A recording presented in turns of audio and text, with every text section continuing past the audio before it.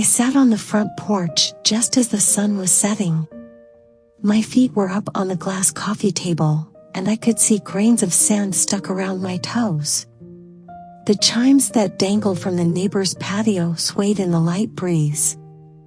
Sipping on the Pims my dad had mixed for me, I studied the houses lining our narrow street, admired the trimmed sidewalks, the sandy pathways that led down to the beach.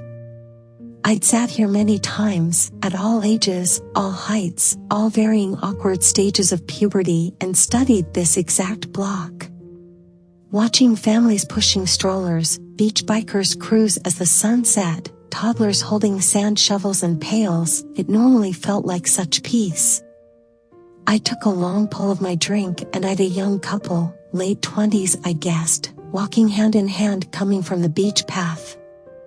They were smiley, giggly, fingers deeply intertwined, walking perfectly in step.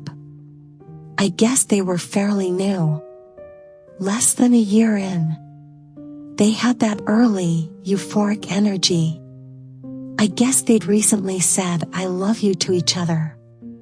Probably somewhere kitschy like a Ferris wheel or someone else's wedding. I guess they already had a song that was theirs. I watched them stop and kiss in front of the Herman's garden. Pims to my own lips, I rolled my eyes. I found their love loathsome, and recognizing that other people's relationships made me irritable then made me more irritable. I find bitterness to be an unbecoming quality, yet here I was sat arm in arm with it. Succumbing to my dark companion, I continued to make assumptions about the couple's inevitable life together, the traditional wedding with the fun flair of a dessert table, the perfunctory two-bath, two-bed in the town he grew up in, the hypoallergenic fluffy dog that would eventually be used to announce their pregnancy. In my head, they put a shirt on the dog that says Big Brother, but you can imagine what you wish. They would have an incredibly happy life together.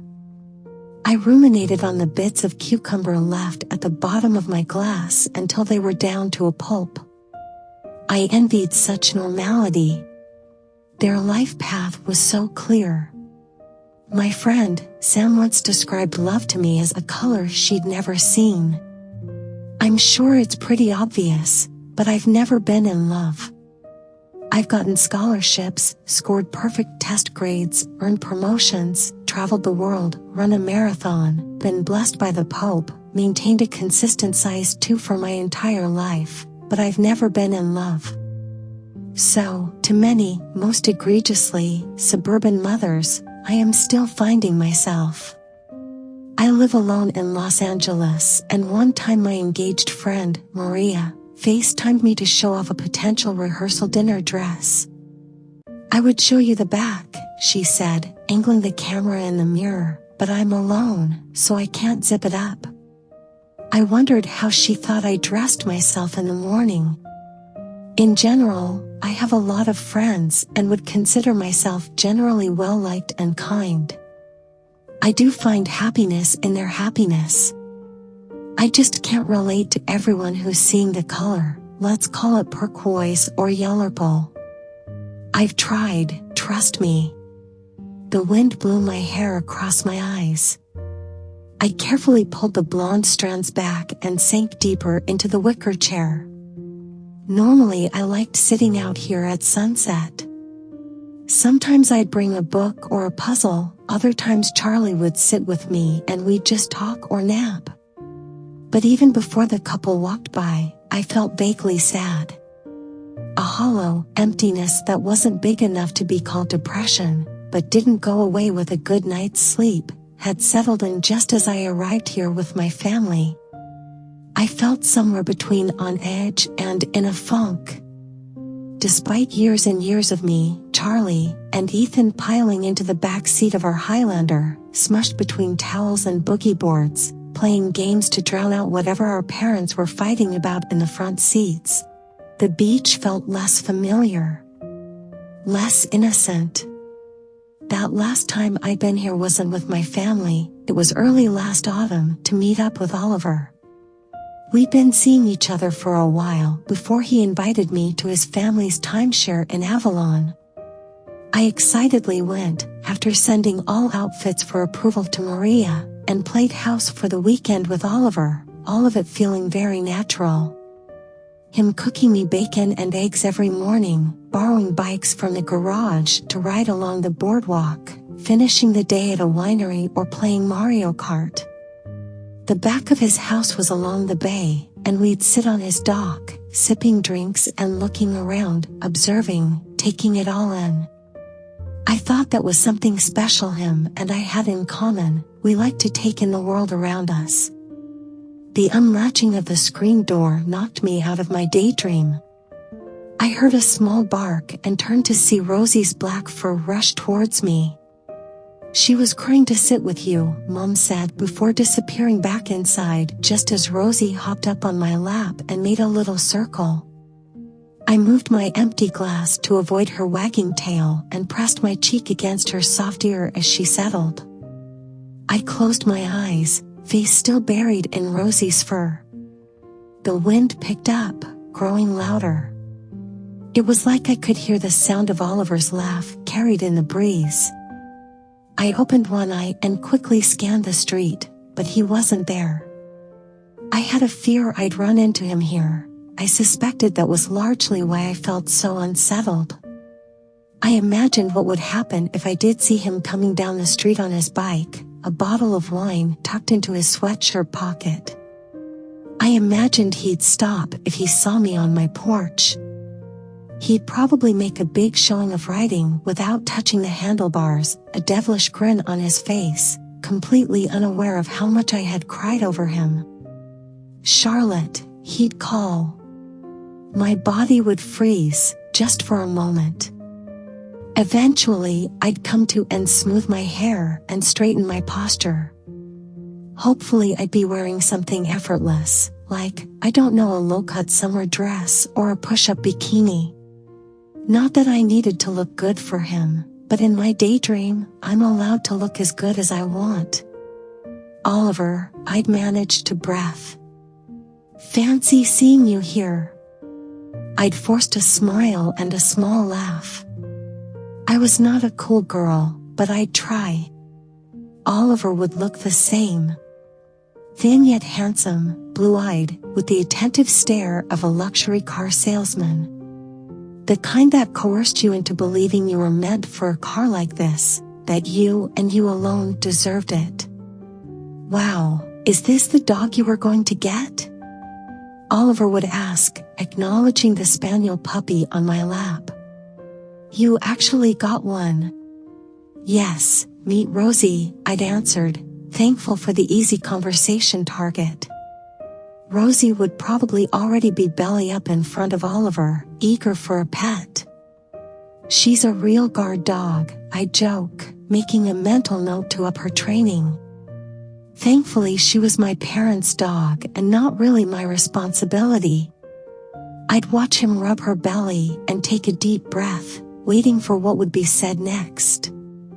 There was a lot I wanted to hear, an apology, an explanation, but even in my fantasy I couldn't picture that happening. There was enough said in the unsaid between us that I wasn't looking for closure or anything. I never really liked the idea of closure, anyway. If someone stopped seeing you, it's because they didn't want to see you. Pretty simple to me. I imagined we'd talk about LA, how the indie band he managed was doing, the fact that he'd recently moved to Philadelphia and bought a house there. I saw that on Instagram.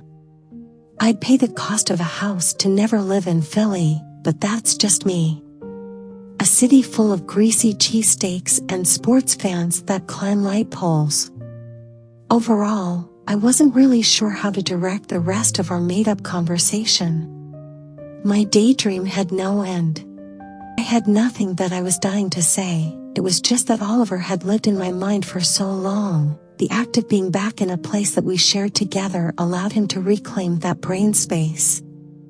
I opened my eyes and rubbed Rosie's head as I surveyed my street again.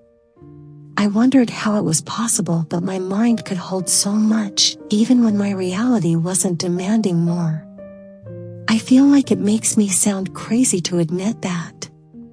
To to admit that there's nothing I really have to discuss with Oliver, yet my mind can't let go. It wasn't like I was sending him drunk texts or writing letters I'd never mail. Sam told me she felt like this over guys from her past, too. I was happy she'd said that. I can't imagine Charlie ever admitting that he thought about girls long after they'd left. I can't imagine my brother even thinking about a girl if she wasn't right in front of him. The way he tore through women in the city astonished me. Somehow his nice guy who's just busy act seemed to work. I love him, but I hated that. For my 28 years on this earth, I have brain storage for men I'll absolutely never see or speak to again. I carry the experiences of others in my repertoire. Every time I order Thai green curry, I get the sticky rice because Joe introduced me to it. I can thank Stephen for my flywheel membership. I'll never see him in spin class, but it's become one of my favorite hobbies.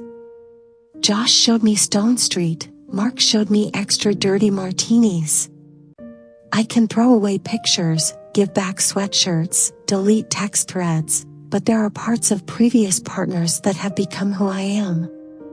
It would be impossible to untrain my brain in association.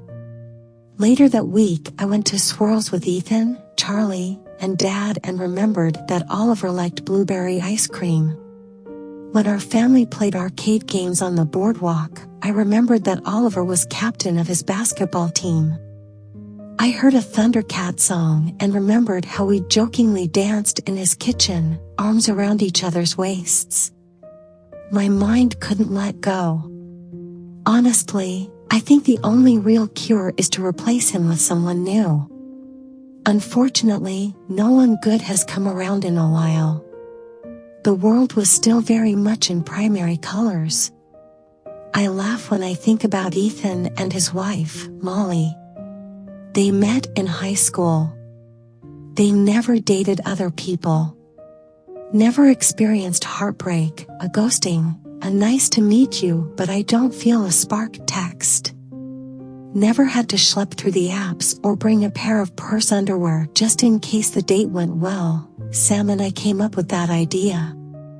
What could their brains possibly hold? Did Ethan really just go for ice cream and enjoy the act of dessert without any intrusive thoughts? Could Molly just turn on the TV without fear of being triggered by a memory? Did they both just live? Sometimes I think I lose a little piece of resiliency every time love doesn't work out. I'm jealous of Ethan and Molly in that way. But I also gain a silver of variety to my life. Something that wasn't there before. Oliver will fade more and more. He will be replaced by new hobbies and foods and vacations. But all of those men, every last one, aren't gone. There are little traces left behind.